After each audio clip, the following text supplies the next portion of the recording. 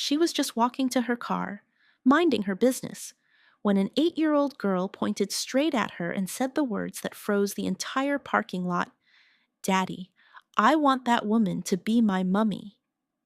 The Mafia boss beside her didn't blink. He stepped forward, eyes locked on the stranger his daughter had just chosen. What happened next? No one was prepared for. Before I tell you what happened next, don't forget to like, comment, and subscribe for more Mafia, mystery, and heart-gripping stories. Tell me where you are watching from in the comments. Let's get right back in. Amina Carter stopped mid-step, her keys slipping against her palm. For a second, she thought she misheard. The setting sun painted Seoul's skyline in gold and violet, the air warm, peaceful. Nothing about this moment felt like it should involve mothers, children, or danger. But the little girl was pointing directly at her, and the man standing beside her didn't blink. He was tall, dressed in a black suit that fit too sharply to be ordinary. His expression was unreadable, calm, focused, almost frightening in its stillness. Even from a distance, Amina felt something cold twist at the base of her spine. Oh no, he looks like trouble. The girl tugged on his sleeve. "Appa, I want her." The man finally shifted his gaze, turning fully toward Amina. His eyes locked onto hers with a depth that made her breath hitch. He stepped forward. Amina instinctively placed a hand over her mouth, startled. Her heart thudded loudly against her ribs. She wasn't dressed for confrontation, just a simple top, her braids falling over her shoulder, her laptop bag slung awkwardly over one arm. She definitely wasn't dressed to be anyone's mother. She swallowed hard. Me?" The little girl nodded eagerly, her long black hair swaying. "You smiled at me." Amina blinked. "I smiled at everyone today." The man's voice cut in, low, deep, controlled. "Miss." Just one word, but it carried weight, authority, something sharp beneath the politeness. "My daughter," he said, "has chosen you." Amina almost laughed. Almost. But his face didn't move, didn't soften, didn't suggest he was joking. Her smile died before it formed. "Chosen me for what?" she whispered. The little girl answered for him. "To be my mummy?" The world stopped. A car door slammed somewhere far off. Tires screeched at the edge of the lot.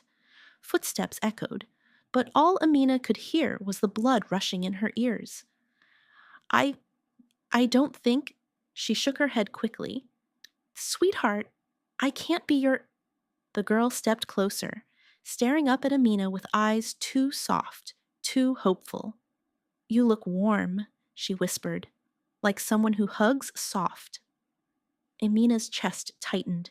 She didn't know this child, yet something in her expression, it was familiar. Loneliness, the kind that sits behind the ribs, quiet and unnoticed by everyone except those who've lived it. Amina's voice softened. "You're a sweet girl, but—" "Dinner." Amina froze again. "Sorry?" The man, her father, spoke calmly, as if inviting strangers to dinner in parking lots was a normal Tuesday event. "Have dinner with us, one conversation. That is all I ask." His eyes didn't waver. "My daughter does not choose easily." Amina looked between them, the silent, intense man and the hopeful little girl. Her instincts screamed to walk away. Her heart whispered otherwise. "Okay," she finally breathed, "just dinner." The man nodded once. Amina didn't know it yet, but that single yes would change everything. Jin Woo Kang had mastered silence. It was the language of power, of control, of danger. But nothing in his well-ordered world prepared him for Hana lifting her small hand, pointing at a stranger, and whispering a word she had not said in 3 years. "Mummy." As they walked toward the restaurant entrance, Amina slightly behind them, Jinwoo kept his face unreadable. But inside, something cracked. Hana had not called anyone mummy since Minseo's death. The memory hit him sharply. Unwelcome, vivid. Minseo laughing in the kitchen, flour on her cheeks. Hana sitting on her lap, braiding her hair clumsily. Jinwoo coming home from a long night to see them asleep on the couch. Minseo's head resting lightly against his shoulder. Then the night everything ripped apart. The explosion, the smoke, the phone call. Hana hadn't spoken for almost a month afterward. When she finally did, it was only one word. Amma? And when no one answered, she simply stopped saying it forever. Until today. Jinwoo opened the restaurant door and motioned for Amina to enter. She hesitated, clutching her bag a little too tightly. I really shouldn't stay long, she murmured. I didn't mean to cause anything. You didn't. Jinwoo's voice was gentle, surprisingly so. My daughter, she doesn't choose easily. Hana slipped her small hand into Amina's. The connection was so natural, so instinctive, that Amina froze. Hana, Jinwoo said softly, you must not hold strangers. She's not a stranger, Hana whispered, pressing closer to Amina's side. Amina's heart tugged painfully. She crouched to Hana's level. Sweetheart, I'm not who you think. I don't think. Hana said simply, I just feel warm with you. Amina blinked rapidly, her chest tightening. This child, this sweet, soft-spoken girl, was attaching herself far too quickly. But she couldn't bring herself to push her away harshly. Jinwoo watched them quietly. He hadn't seen Hana reach for anyone in years. Not teachers, not relatives, not even the women his family tried to introduce. But this woman, this stranger in the parking lot. Hana walked to willingly. When they sat down, Amina placed her bag on the chair beside her, clearly prepared to leave at the slightest discomfort. Jinwoo noticed the small tremor in her hand and lowered his gaze. You are free to leave at any moment, he said quietly. I brought you here only because my daughter asked. A pause. I do not force. Amina exhaled, some tension easing from her shoulders. I won't stay long, she repeated, but she seems like she just needs a little comfort. Hana leaned her head on Amina's arm as though she had known her for years. Jinwoo's throat tightened. He had seen bloodshed, betrayal, cruelty, but nothing unnerved him more than the sight of his daughter finding softness again. After a long moment, he lifted his gaze to Amina. Miss Carter, he said, voice low, may I ask you something?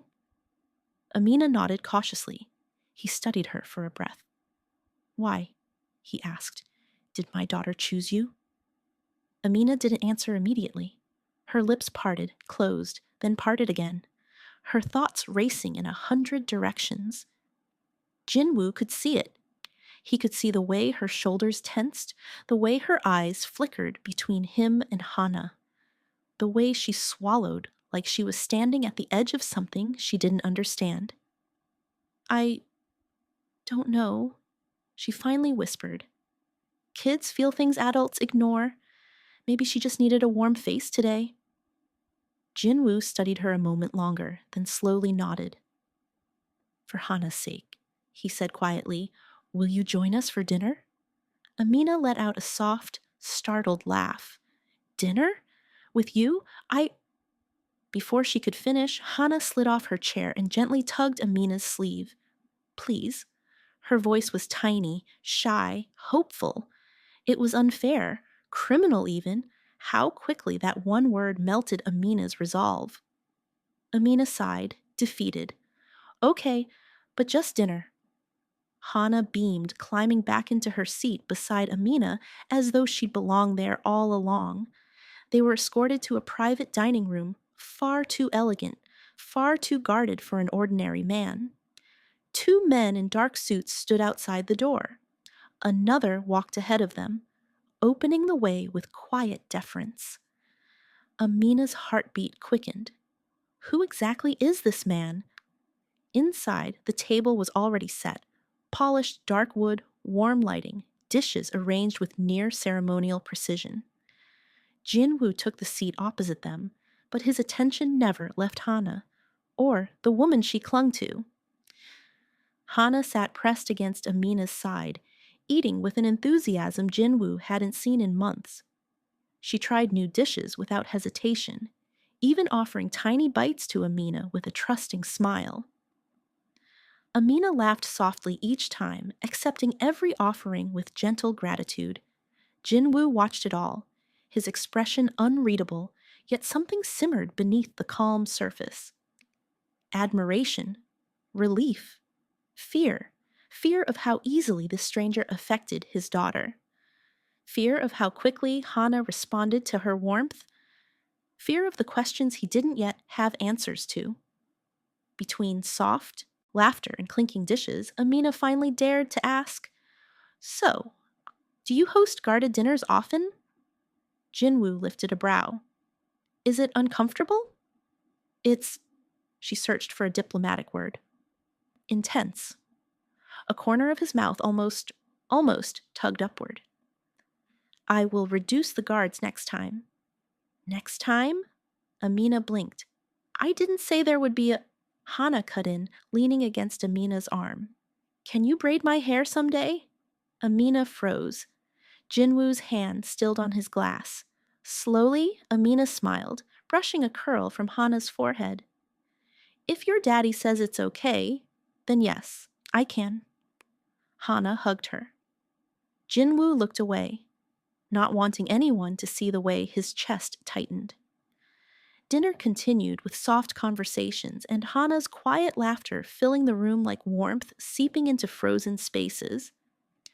By the time the plates were cleared, Amina was still sitting close, Hana now half asleep against her. Jinwoo exhaled slowly, softly, almost to himself. "My daughter feels safe with her," he murmured. Then, quieter still, "Why?" Amina didn't sleep well after the dinner.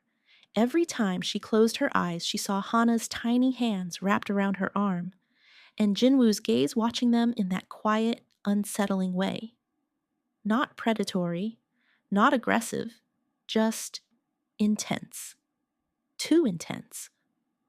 By morning, she convinced herself it had all been a strange, emotionally heavy coincidence. Until she stepped out of her apartment building, 2 men in suits were waiting. One bowed politely. "Miss Carter, Mr. King asked us to escort you today." "Escort me?" Amina blinked. "To work?" "For your safety." "Safety?" Her voice shot up an octave. I work in a tech office, not a battlefield." They didn't respond, only followed her to the taxi like silent shadows, and they stayed behind her all the way to the office lobby. By the time she reached her floor, whispers had already traveled faster than the elevator. "Who are those men?" "They're not from the company." "Is she dating someone dangerous?" "I heard they look like bodyguards." "No, like Mafia bodyguards." Amina's cheeks burned hot. "They're just friends of a friend," she lied before slipping into her cubicle. But her mind was racing. Too many clues, too many odd details from the night before. Jinwoo's guarded dinner room, the bowing men, the way every employee there treated him like something more than a CEO. Her fingers shook as she opened her laptop. She typed the name she'd heard the guards whisper politely the night before. Jinwoo Kang. The search results loaded and Amina's stomach dropped. Kang Syndicate. Oldest crime family in Seoul. Drug-free, weapon-heavy operations. Feared but strategic. Leader, Jinwoo Kang, age 35. Her blood turned to ice. Oh God. Oh no. Oh no. She scrolled until her vision blurred. Article after article painted the same picture. A man who ruled the underworld with surgical precision. A man who lived in shadows except when it came to his daughter. A man she had dinner with. A man whose child she had braided promises with. By the time work ended, her pulse still hadn't steadied. She marched straight to the car waiting outside, ignored the driver's greeting, and demanded, "Take me to him." She found Jinwoo in his office, sleek, dark, glass-walled, overlooking the city like a throne. He stood when she entered. "Amina," he said softly. "Is something wrong?" She held up her phone, trembling. "No games, no polite smiles. Just tell me the truth." His face didn't change. He didn't even blink. "Are you dangerous?" Silence. Then he stepped closer. Slowly, deliberately. "Not to you," he said. His voice wasn't cold. It was certain. "Never to you." Amina exhaled shakily. "But you're dangerous to everyone else." Yes. His honesty was both terrifying and strangely grounding. "But Hana," she whispered, voice cracking. "She's just a child." "And she needs someone good in her life," Jinwoo replied. "Someone who sees her, like you." Amina looked away, torn between fear of the father and compassion for the daughter. Outside the glass windows, unseen by them both, a black car watched from across the street. A rival leaned forward in his seat, eyes narrowing at the sight of Amina entering the office. A slow, cruel smile curved his lips. "So," he murmured, "he finally has a weakness." Amina hadn't planned to return, not after learning who Jinwoo truly was, not after feeling her sanity tilt between fear and sympathy. But Hana's soft voice on the phone, shy, hopeful, trembling, made resistance impossible. "Miss Amina, can you come braid my hair, please?" So here she was, stepping once again into the Kang residence, a mansion too quiet to feel alive, too large for one grieving father and one lonely child. Hana ran to her, instantly, small arms wrapping around Amina's waist with a trust so absolute it startled her. "You came," Hana whispered. Amina smiled and stroked her hair. "Of course I did." They moved to the living room, sunlit, warm, decorated with old ballet photographs of Minseo. Hana sat on a cushion on the floor while Amina gently parted her hair, fingers moving slowly, lovingly. "Hold still," Amina teased softly. Hana giggled. A real giggle, bright, free, fragile. Jinwoo stood at the doorway, watching like a man witnessing something sacred. He didn't speak, didn't intrude. He simply observed the transformation unfolding before his eyes. Hana's voice, once a whisper, carried through the room as she practiced English phrases Amina taught her. "Good morning." "Thank you. My name is Hana. You are my friend." At the last line, Amina's breath caught. Jinwoo looked away abruptly, swallowing something raw. In 1 week, 7 short days, Hana smiled, more than she had in 3 years. The quiet child who clung to her trauma now reached for Amina's hand without hesitation, leaned into her touch, laughed at her jokes. Amina felt her own walls softening. It wasn't the mansion, or the power, or the mystery around Jinwoo. It was Hana. And it was the way Jinwoo looked at his daughter, like she was the last remaining piece of his soul. Later that evening, Amina sat with Hana in the family room. The child colored quietly while Amina read emails on her laptop. Jinwoo approached, hesitating at the threshold. He cleared his throat gently. "Miss Amina." She looked up. "Yes?" He seemed unsure. Jinwoo Kang, Mafia lord, feared leader, looked uncertain. "I want to thank you," he said, "for what you've done for my daughter. She hasn't laughed like this since Minseo." The name hung in the air like a fragile memory. Amina softened. "She's a beautiful girl. She just needed someone to feel safe with." Jinwoo nodded slowly, his gaze lingering on Amina a moment too long. Something unspoken flickered there, admiration and fear of what it meant. Night settled gently over the house. Hours passed. The coloring books were forgotten. The TV dimmed on its own. Amina looked down to find Hana curled in her lap, breathing softly, tiny fingers gripping the fabric of her blouse. Jinwoo stepped closer, but Amina shook her head. "Let her sleep," she whispered. He didn't argue. He simply watched the two of them, his daughter sleeping peacefully for the first time in years, and the woman who'd brought warmth back to a home frozen in grief. Then, still half asleep, Hana whispered against Amina's stomach. "Don't leave." Outside the Kang residence, an engine quietly rumbled. From the shadows of a parked sedan, a camera lens glinted, focused squarely on Amina's silhouette framed in the warm window light. The rival gang leader, Do Hyun, lowered the binoculars, lips curving in a slow, predatory smile. "So this is the woman," he murmured, "the one warming the Ice King's heart." Behind him, a subordinate asked, "Orders, boss?" "Follow her," Do Hyun said. "Everywhere. Photograph her. Map her routine. If Kang cares about her, she's leverage." Amina sensed it before she saw anything. A prickle on her neck, a shadow shifting too slowly, a pair of headlights lingering 1 second longer than necessary. Walking to work the next morning, she kept glancing over her shoulder. Her fingers trembled on her phone. The last time she felt this unsettled was after reading about the Kang Syndicate. But this was different. This was targeted. At her office building, the moment she stepped through the doors, 2 men she recognized, Jinwoo's guards, were suddenly behind her. "Miss Carter will be nearby today," one murmured. "Why?" she asked. They exchanged a brief glance. "Mr. Kang's instructions."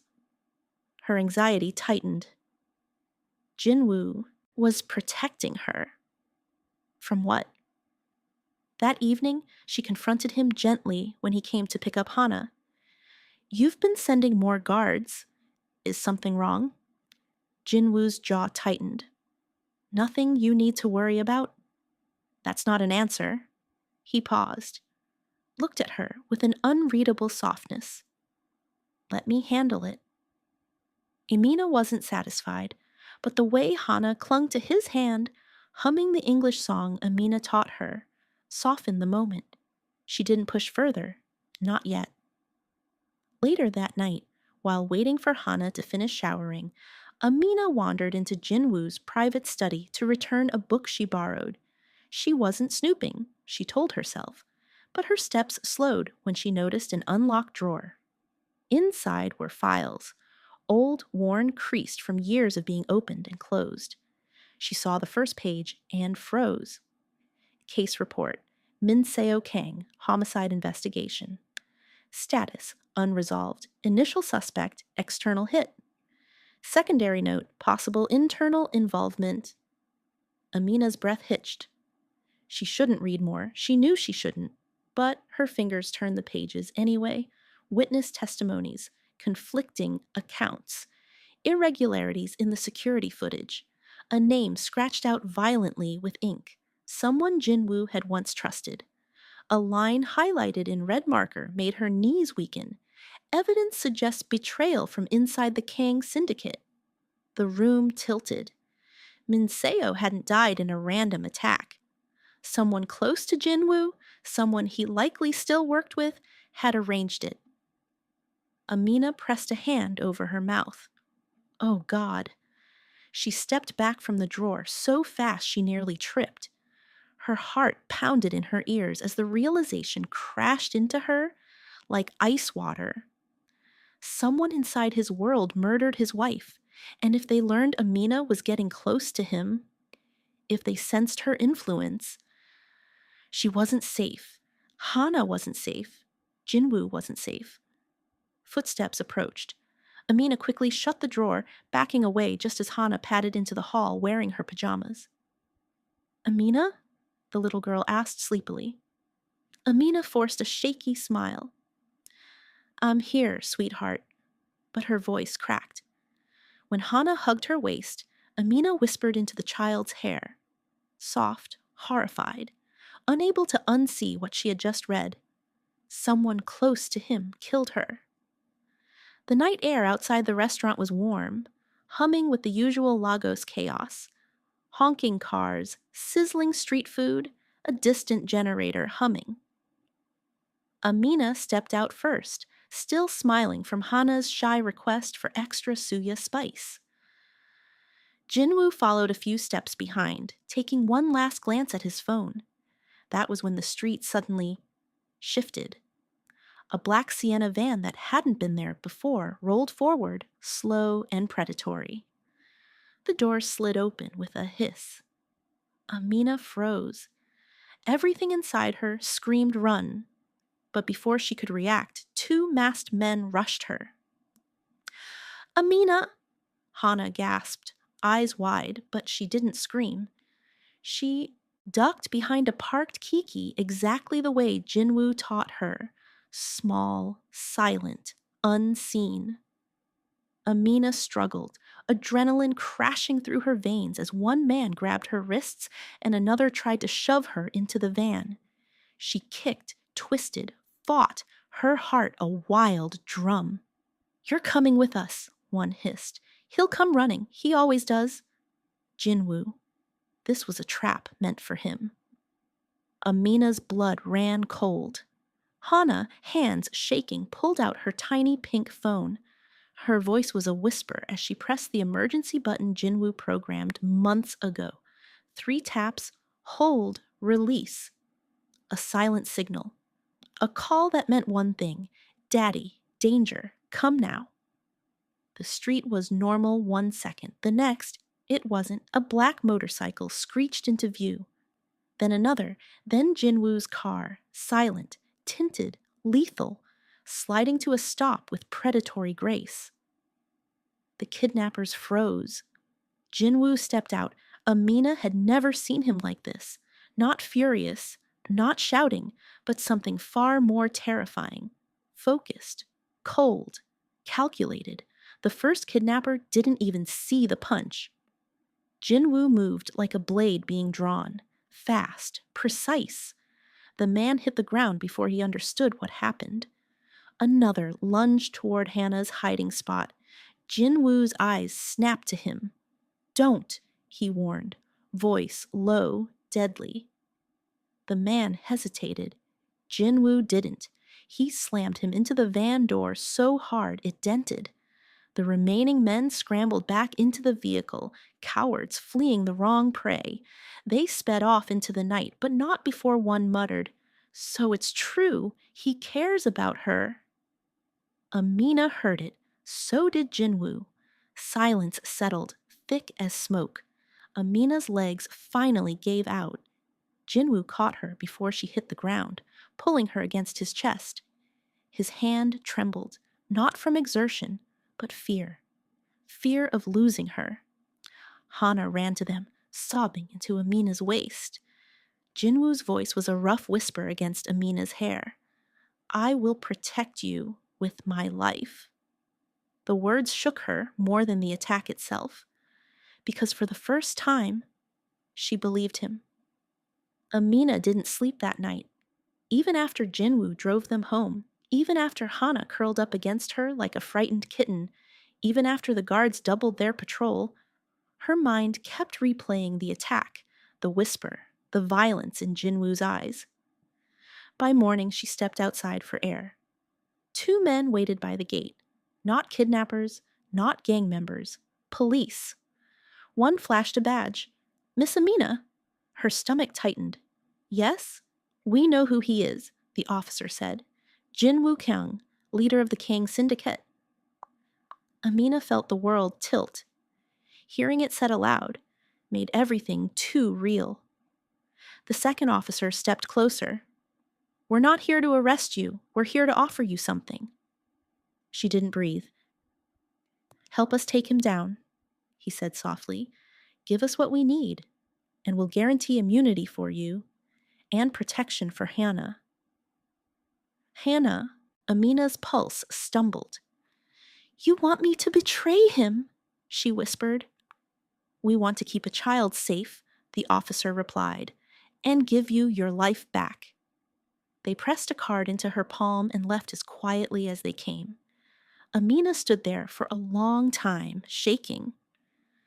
That evening, Jinwoo found her alone in the living room staring at nothing. "Amina?" he said gently. "Look at me." She did, and for the first time she saw the exhaustion under his eyes, not from fighting, from carrying a life made of violence and shadows. "I need to tell you something." His voice was low, raw. "I once tried to leave this world." Amina's breath caught. "Minseo wanted a normal life for Hana. She begged me to walk away." His jaw tightened. "I agreed. We made plans. But before I could leave..." He swallowed. "They killed her, to remind me that no one escapes." Amina pressed a hand to her mouth, tears burning. Jinwoo continued, voice trembling. "I stay in this life because if I step wrong, Hana dies too. This is the only way I know to protect her." Amina finally spoke, whisper soft but steady. "If you want me in her life, you can't stay this man." The words hung between them like a blade. Jinwoo stared at her, a man torn open. Then he reached behind him, slowly, and placed something cold and heavy in her hands. A gun. His voice shook as he said, "If you believe I am evil, end it." Amina's knees buckled. "Jinwoo, no." "Better by your hand," he whispered, "than by theirs." The gun slipped from her fingers, clattering to the floor. Amina sobbed, "I don't want to lose you." Jinwoo stepped forward, cupping her face with trembling hands. "Then let me try," he whispered, forehead resting on hers. "Let me try to be worthy of you." The morning after Jinwoo's confession felt strangely quiet. The house, once thick with tension, secrets, and shadows, felt lighter, as if something had shifted. As if the truth had cracked open a door none of them knew was there. Amina woke to the sound of raised voices downstairs, not arguments, not threats, but orders. Sharp, final. Jinwoo's men stood lined up as he faced one man on his knees, a familiar face, someone she'd seen around the house before. The traitor, the one who sold Minseo's location. Jinwoo didn't raise his voice. He didn't curse. He didn't tremble.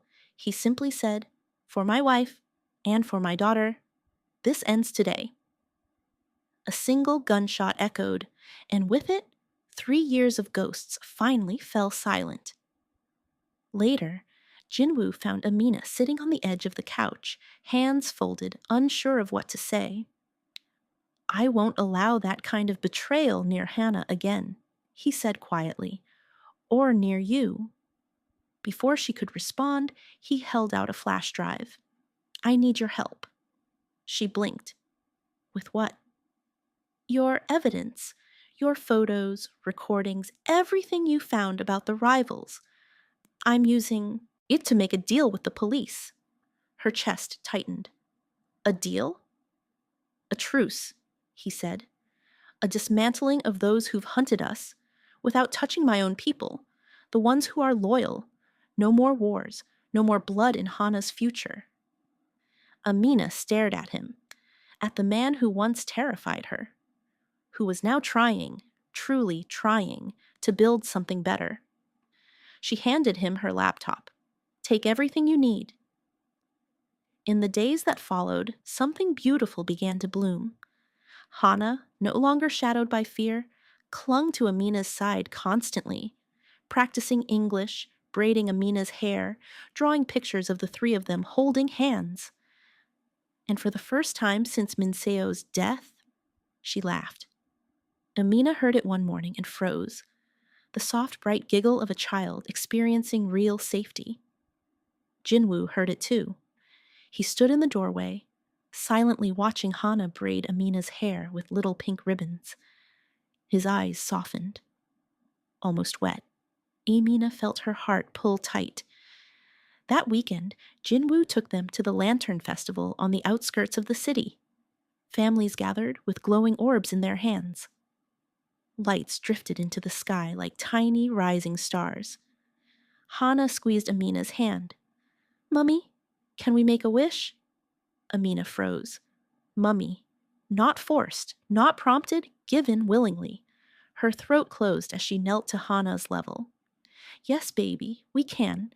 Jinwoo stepped to her side, his warm, steady hand taking Amina's free one. The three of them lifted their lantern together, a small golden light rising into the night, carrying grief, hope, and the promise of something new.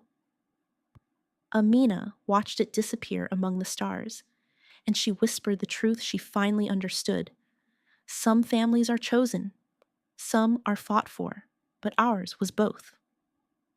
2 years after the chaos, Amina, Jinwoo, and Hana live in a home no longer ruled by silence or fear. The once cold mansion now echoes with Hana's laughter, something unheard since Minseo's death. Amina becomes the heart of the household, and Hana clings to her with a love that grows deeper every day. Jinwoo transforms his criminal empire from within, cutting out the violent elements and rebuilding it with legal businesses and policies that protect rather than destroy. He remains powerful, but now his purpose is shaped entirely by fatherhood and love, not vengeance. Hana flourishes under Amina's care, speaking more, smiling freely, making friends, and finally stepping out of her trauma. She begins drawing pictures of her new family, always 3 hands linked, sometimes including Minseo with flowers. One quiet evening, Jinwoo asks Amina to stay in their lives permanently, not with a ring or a speech, just a simple, vulnerable plea. She tells him they are already a family. Their wedding happens at a lantern festival, intimate and soft, with Hana holding the rings and shouting, "Family," as people stop to watch the unlikely trio. Later, Jinwoo brings Amina to Minseo's grave. Amina promises to love Hana and honor the woman who came before her. Jinwoo finally lets go of guilt, sharing his grief instead of hiding it. Their bond deepens. The house becomes a place of warmth. Jinwoo tells Amina she changed him. She reminds him he chose to become better. Hana thrives, no longer hiding behind fear. Eventually, Amina discovers she is pregnant. Jinwoo cries as he kneels beside her, calling the baby a second chance. Hana embraces the idea of becoming a big sister with excitement. Years later, at another lantern festival, the family stands together. Amina holding a lantern, Hana twirling in joy, their infant son in Jinwoo's arms. The lantern rises, a symbol of release, healing, and the life they fought to build. Amina realizes that true peace isn't the absence of danger, but the presence of love. Their family wasn't just formed, it was chosen, earned, and fought for. Some families are chosen, some are fought for. Theirs was both, and always will be.